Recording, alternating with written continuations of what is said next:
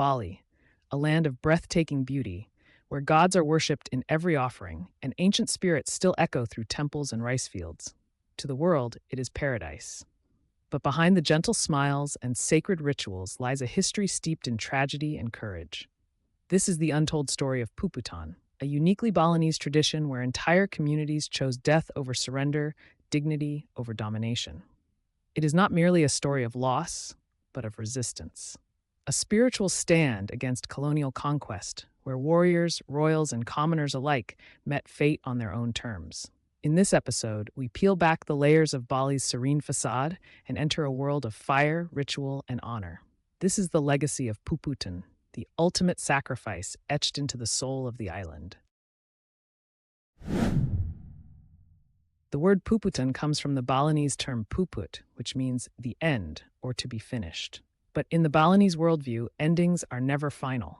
Death is simply a return to the eternal cycle of rebirth and balance. Puputan is more than just a mass suicide.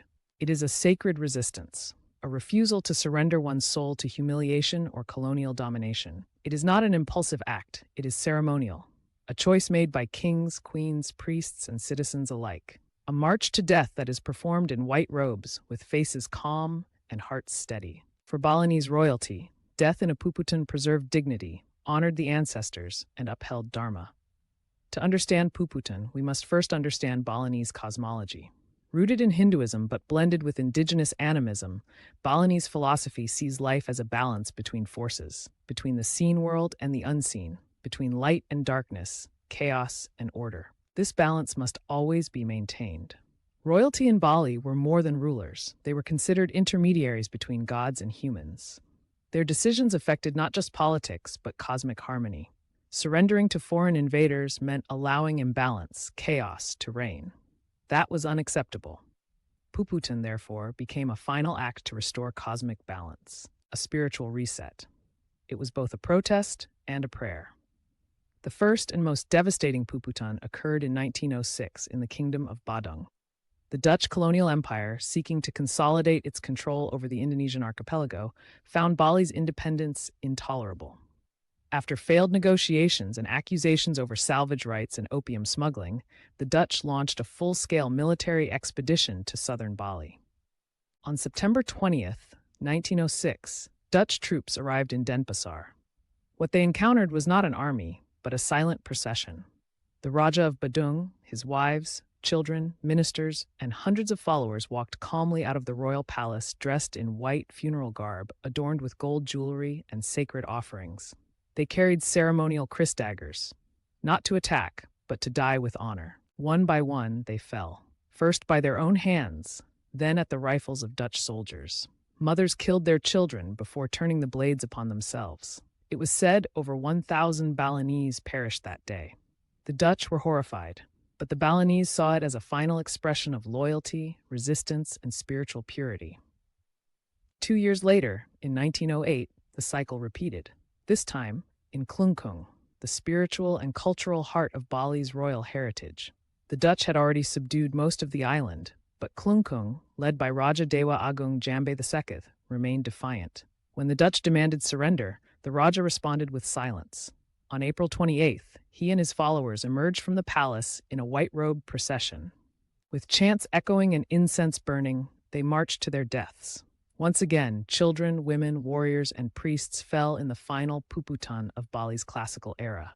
The Dutch torched the royal palace, Klungkung was annexed, and with it, the last independent kingdom of Bali fell. But in the eyes of the Balinese, it was not a fall, it was ascension. The Raja and his court had become martyrs. Puputan defied Western understanding. To colonial powers, it seemed like madness. But to the Balinese, it was the ultimate act of self-determination. Rather than live as slaves, they chose to die as sovereign spirits. Even Dutch reports expressed shock and disbelief. European journalists and anthropologists tried to comprehend what they had witnessed. Some dismissed it as backward ritualism. Others recognized it as a deeply philosophical act. In time, Puputan became a symbol of resistance, not just in Bali, but across the Indonesian archipelago. It inspired nationalist thinkers. It became embedded in literature, monuments, and collective memory. Puputan was not confined to the colonial era. its spirit lived on in the Indonesian independence movement. After World War II, when Indonesia declared independence from the Dutch, Bali once again became a battlefield. In 1946, a young Balinese commander named I Gusti Ngurah Rai led a resistance force against the returning Dutch army. Outnumbered and outgunned, he refused to retreat. Instead, he chose Puputan. On November 20th, 1946, at Margarana in the mountains of Marga, Ngurah Rai and his 96 soldiers made their final stand. All of them died. Today, Ngurah Rai is honored as a national hero. Bali's international airport bears his name. His sacrifice is remembered as a modern echo of an ancient tradition. Across Bali, the memory of Puputan is etched in stone and soul. In Denpasar, the Puputan Square stands where the 1906 massacre occurred. Statues of kings and queens with drawn kris blades face the sky. In Klungkung, the Puputan Monument honors those who fell for their freedom. Puputan is taught in schools. It is performed in temple plays, it is whispered in prayers, and spoken with reverence. For Balinese people, it is not just a story of the past, it is a code of honor. A reminder that even in death, there can be purpose. Even in loss, there can be victory. Puputan is one of the most profound acts of resistance in world history. A tradition where spiritual belief met political defiance, where culture refused to bow before conquest. In a time when empires ruled the earth, Bali stood with dignity. The world may remember empires by their weapons, but Bali's memory lives on through incense smoke, white robes, and the unshakable will of a people who would rather die standing than live kneeling. This is the story of Puputan, a final stand, an eternal spirit. Thanks for watching. If you enjoyed this journey through time, don't forget to like, subscribe, and hit the notification bell for more historical deep dives. See you in the next video.